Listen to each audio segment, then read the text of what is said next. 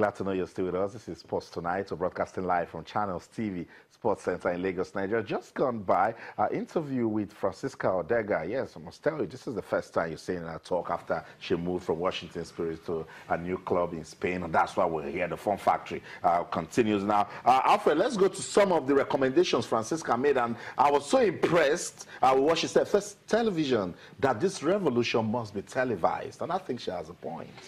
I mean, beyond even TV, the social media is a platform where you can really leverage. And I think the present board of the Nigerian Women's Professional League has really leveraged on it. The season went with, at some point, you are in the studio doing your program and, you know, you look at the screen, you look at tweets coming in, you get live updates of games from different centers.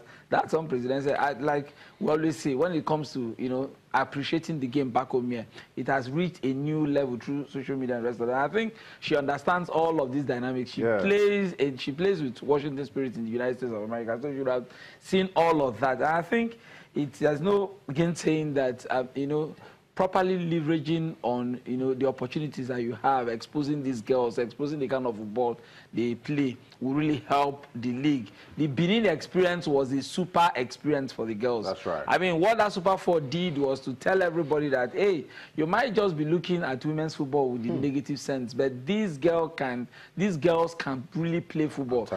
Look at the goals scored in the final by the Nasarawa Amazon girls. Even that header between Delta Queens and River St. James. I mean, it just puts you the front burner. And I think with the board of the NWPL work really hard.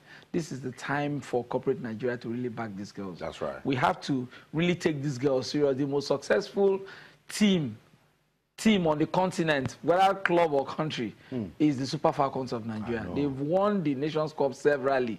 Severally, they represented us there, at the World Cup and at the Olympics severally. So we just really have to support these girls, because the good thing is when girls play football, the good thing about, you know, playing football, doing sports for girls is different from when it comes to, you know, taking care of people back home.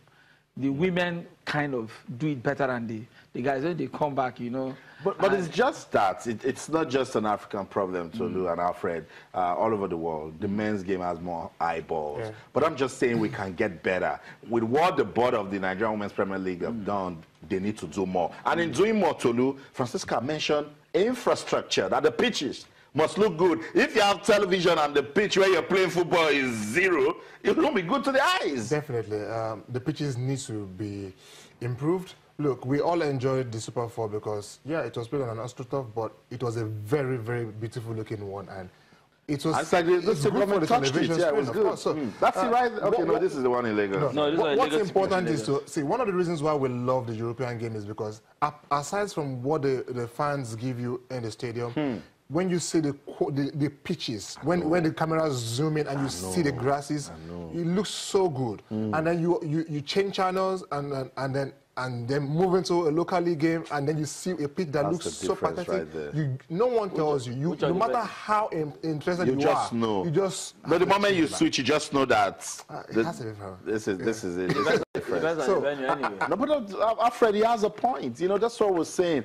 Infrastructure is basically everything. I mean, it's so bad. I get where Francisca is coming, because we're on TV, we just can't start saying everything. You go to the stadium and you're hoping that you don't get uncomfortable because you can't even go to the toilet. Yeah, very true. Don't go there. Also, should we skip that part? The other thing to look at for us is the fact that if the board can pay half the kind of attention they pay on marketing the Super Eagles on the female team, just half of it.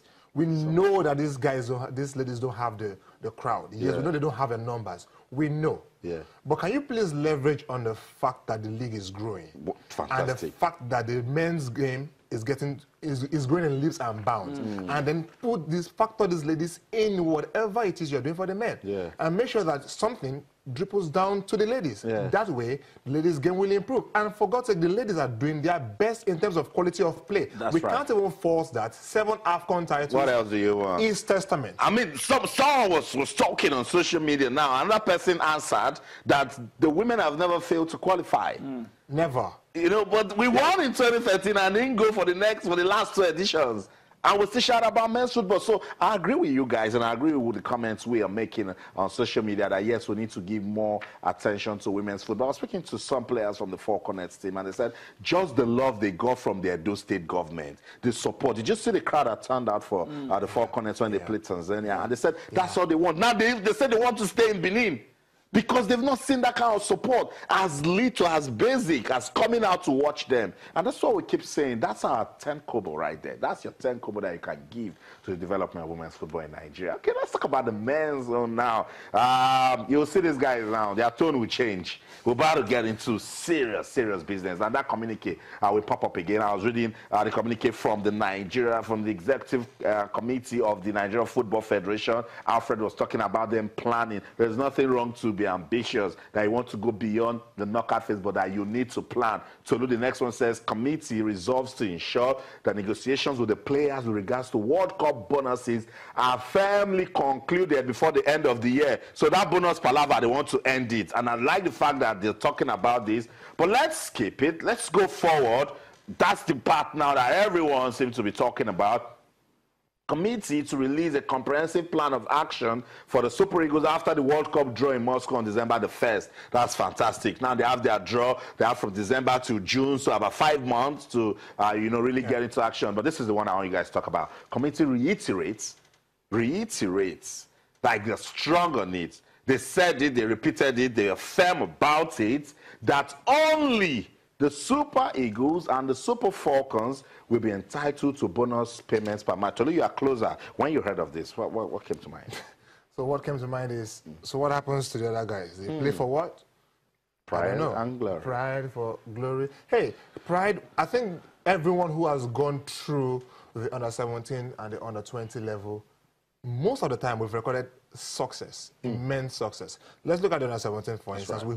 We hold the world record number of wins, 5, and we are comfortable in that part. In the under-23 level, for instance, in the Olympics, got to the finals in 2008, right. Got to the semi-finals in 1996. I mean, to a large extent. So those guys finished playing, and what?